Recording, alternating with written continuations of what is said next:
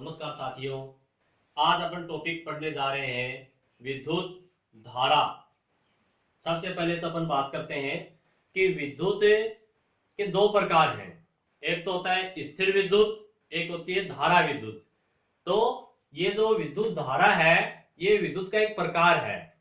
ठीक है, तो विद्युत के जो प्रकार है उसमें दूसरा जो प्रकार है वो है विद्युत धारा, इलेक्ट्रिक करंट।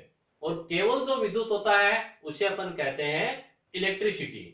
तो यहां पर जो विद्युत धारा है उसकी डेफिनेशन क्या है, उसकी परिभाषा क्या है, वो है आवेश के प्रवाह की दर को।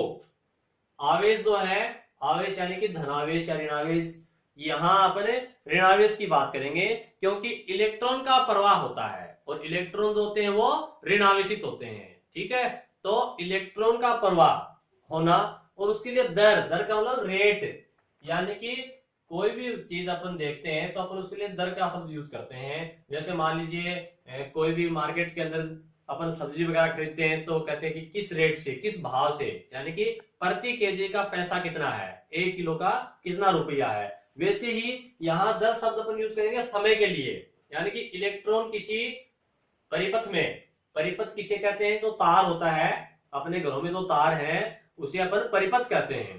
ठीक है, पथ यानी रास्ता और परिपथ यानी कि इलेक्ट्रॉन के बहने के जो रास्ता है वो उसे अपन परिपथ कहते हैं। तो 1 सेकंड के अंदर, दर का मतलब 1 सेकंड के अंदर किसी बिंदु से जो इलेक्ट्रॉन प्रवाहित हो जाते हैं उसे अपन कहते हैं विद्युत धारा, यानी कि आवेश के प्रवाह की दर को क्या कहते हैं, विद्युत धारा।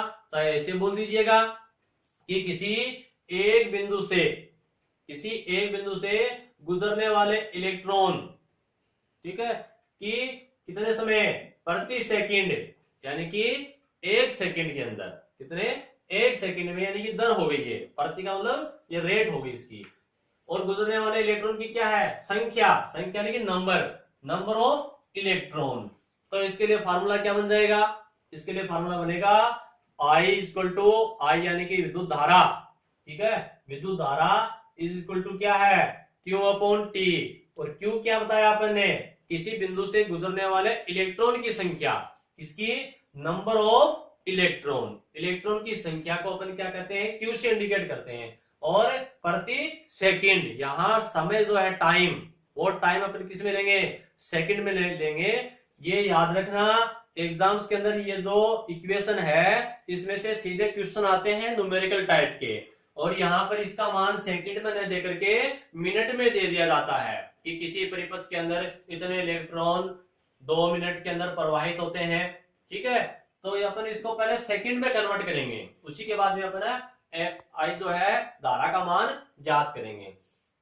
एन तो क्या है, इलेक्ट्रॉन की संख्या, नंबर ऑफ इलेक्ट्रॉन।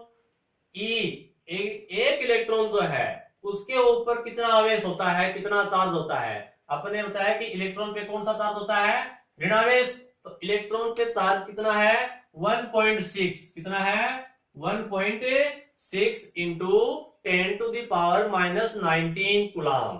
ठीक है, 1.6 गुणा 10 की घात -19 कूलम होता है।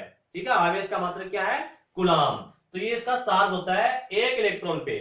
अब 2 इलेक्ट्रॉन है तो अपन इसको मल्टीप्लाई 2 से कर देंगे, यानी कि नंबर ऑफ इलेक्ट्रॉन ये आपस में मल्टीप्लाई होते हैं, गुणा होते हैं, ये गुणनफल है, इसका मान अपन Q रख देते हैं और T टाइम सेकंड में लेते हैं।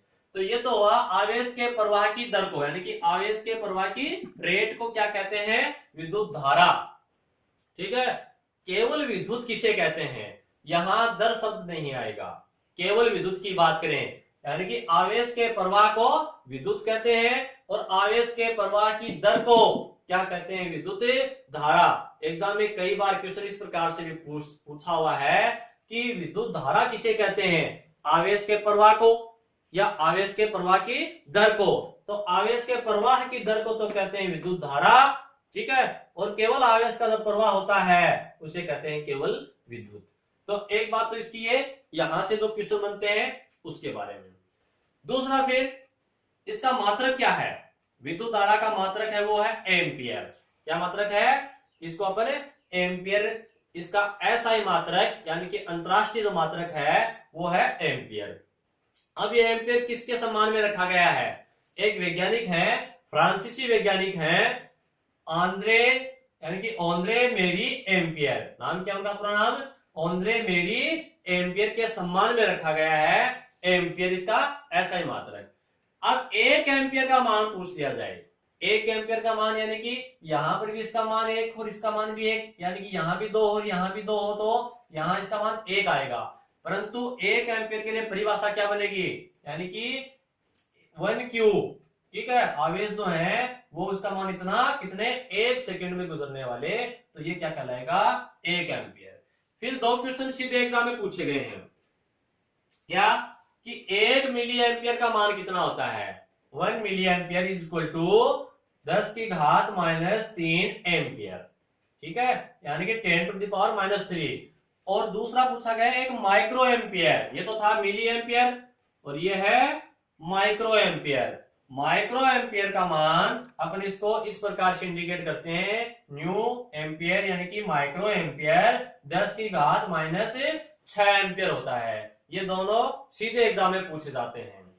फिर नेक्स्ट है कि धारा की दिशा, धारा की दिशा इलेक्ट्रॉन के प्रवाह की दिशा के विपरीत, इसको थोड़ा सा अपन समझेंगे इस प्रकार से कि जो धारा बहती है उसकी दिशा किधर होगी, उसके समझने के लिए अपन एक परिपथ बनाते हैं। परिपथ का मतलब है अपन धारा जहां बहती है उसका जो रास्ता है, पथ है, वो समझेंगे पहले। कैसे? जैसे मान लीजिए ये कोई सेल है, सेल या बैटरी, छोटी जो रेखा है वो तो अपन दर्शाते हैं -4 से। यहां अपन ने कुंजी लगा दी, ये कुंजी यहां पर क्या है? बंद है, और ये चालू है, परिपथ चालू के लिए। बड़ी जो रेखा है वो प्लस के लिए। ये इस प्रकार से परिपथ है, यानी कि ये रास्ता है, ये तार है। अपन यहां तार शब्द यूज न करके परिपथ शब्द यूज करते हैं, ठीक है। और इस प्रकार से ये यहां पर कोई इसमें बल्ब लगा हुआ है, ठीक है, या कोई विद्युत उपकरण लगा हुआ है। यहां अपन ने इसमें एमीटर जोड़ दिया। इस प्रकार से ये पूरा क्या बन गया? परिपथ। पथ मानी रास्ता, और परिपथ मतलब बंद रास्ता, परि मतलब चारों ओर से घिरा हुआ रास्ता, ठीक है। तो यहां पर ये अपन ने एमीटर लगा दिया, एमीटर धारा का मापन करने के लिए, ठीक है। ये यहाँ पर कुंजी यानी कि अपन ने कुंजी लगा दी, इसमें धारा का प्रवाह शुरू हो चुका है, ये बल्ब जलना शुरू हो जाएगा। ये इसके प्रतीक चिन्ह है, सिंबल है, ठीक है, बैटरी का सिंबल है, कुंजी का, ये एम्पियर का, ये अपन धारा जो जिस अपन प्राप्त कर रहे हैं विद्युत उपकरण है उसका। तो यहां पर देखो माइनस चार्ज किधर है? इधर। माइनस का मतलब क्या होता है? जहां इलेक्ट्रॉन ज्यादा है। यहां इलेक्ट्रॉन क्या है? ज्यादा है। किसी वस्तु में इलेक्ट्रॉन ज्यादा होंगे तो वो ऋणावेशित होती है। तो इलेक्ट्रॉन किधर से किधर जाएंगे? इलेक्ट्रॉन इधर ज्यादा है तो इलेक्ट्रॉन इधर से यानी कि इधर बहेंगे। इलेक्ट्रॉन कहां से कहां जाएंगे? यानी कि माइनस जो ऋणायन है, ऋणावेशित जो चिन्ह है, ऋण आवेश से धन आवेश की ओर इलेक्ट्रॉन जाएंगे। और अपन ने क्या लिखा है यहाँ पर? धारा की दिशा इलेक्ट्रॉन के प्रवाह की दिशा के विपरीत, यानी कि जब इलेक्ट्रॉन इधर से इधर बहते हैं तो धारा हमेशा इधर से इधर बहेगी, इधर प्लस से माइनस की ओर, धनायन से ऋणावेश की ओर बहेगी। ये एक पॉइंट बहुत ही इंपॉर्टेंट पॉइंट है कि धारा का प्रवाह किधर से किधर होता है? प्लस से माइनस की ओर होता है। क्यों होता है? क्यों? क्योंकि ऋणावेश में इलेक्ट्रॉन ज्यादा है, यहां से इलेक्ट्रॉन इस परिपथ में इधर आ रहे हैं, धारा हमेशा उसके अपोजिट बहती है, ठीक है। अब धारा की दिशा को मापने के लिए अपन गैल्वेनोमीटर का प्रयोग करते हैं। गैल्वेनोमीटर को अपन जी से इंडिकेट करते हैं। किससे? जी से। मीटर का मतलब किसी का मापन करना, मीटर का मतलब होता है मापन करना। तो अपन क्या माप रहे हैं? धारा की दिशा को मापने के लिए किसका प्रयोग करेंगे? गैल्वेनोमीटर काम में लिया जाता है। फिर है धारा प्रवाह का कारण, यानी कि धारा प्रवाहित इसमें हो रही है, धारा इसमें बह रही है, विद्युत धारा का प्रवाह, उसका कारण क्या है? ये क्यों बह रही है इधर से इधर? क्या कारण है इसका? उसका कारण क्या है? उसका कारण है विभव में अंतर। विभव यानी कि पोटेंशियल, और पोटेंशियल में जब डिफरेंस हो जाता है, अंतर का मतलब पोटेंशियल एक तरफ तो कम है, एक सिरे पर ज्यादा है। यानी कि मान लीजिए ये कोई तार है, इधर पोटेंशियल और इधर पोटेंशियल, दो बिंदु है, इन दोनों में पोटेंशियल मान लीजिए 10 है, यहाँ 5 है, तो विभव में अंतर हो गया ना, यहाँ विभव 10 है, यहाँ पर ये 5 है, तो इसके लिए अपन इसको V से इंडिकेट करते हैं, ठीक है, वोल्ट से। अब यहां से यहां पर इसमें ये दो अधिक से कम की ओर, यानी कि विभव में अंतर होने के कारण धारा बहती है। धारा क्यों बहती है? विभव में अंतर के कारण, पोटेंशियल डिफरेंस के कारण। विभव में अंतर को अपन क्या क्या कह सकते हैं? विभव प्लस अंतर यानी कि विभवांतर के कारण, ठीक है। उच्च विभव से निम्न की ओर किधर बहेगी? उच्च विभव से, हाई पोटेंशियल से लो की ओर बहेगी, अधिक से कम की ओर बहती है। किसके कारण?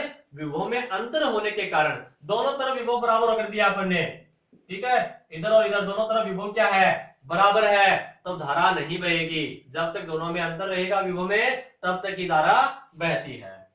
ये इसका कारण हो गया। फिर धारा का मापन एमीटर से करते हैं। एमीटर से कोई ये लगा रखा अपन ने एमीटर, ठीक है। घरों में अपने जो मीटर लगे हुए हैं वो एमीटर ही है। जो अपने घरों में बिजली का बिल आता है वो एमीटर उसको यूनिट में, ठीक है, यूनिट दिखाते हैं। तो ये यूनिट जो है वो एमीटर को किस क्रम में लगाते हैं? श्रेणी क्रम में। बहुत इंपॉर्टेंट क्वेश्चन है, कई बार पूछा हुआ है। एमीटर को किस क्रम में लगाते हैं? श्रेणी क्रम में। यानी कि इसको अपने इसका तो कॉम्बिनेशन पूछ देते हैं, यानी कि अपन जो परिपथ है उसके अंदर दो प्रकार से लगा सकते हैं। एक तो समानांतर क्रम, ठीक है, यानी पैरेलल, और एक सीरीज क्रम यानी कि श्रेणी क्रम। तो इसको सीरीज, ठीक है, सीरीज कॉम्बिनेशन में लगाते हैं, श्रेणी क्रम में लगाते हैं एमीटर को। और एमीटर जो है ये क्या करता है? धारा का मापन करता है। इसका प्रतिरोध बहुत ही कम होता है। इसका जो आर का मान है ये बहुत ही कम होता है, क्योंकि आर जो प्रतिरोध, उसका मतलब रुकावट, ठीक है।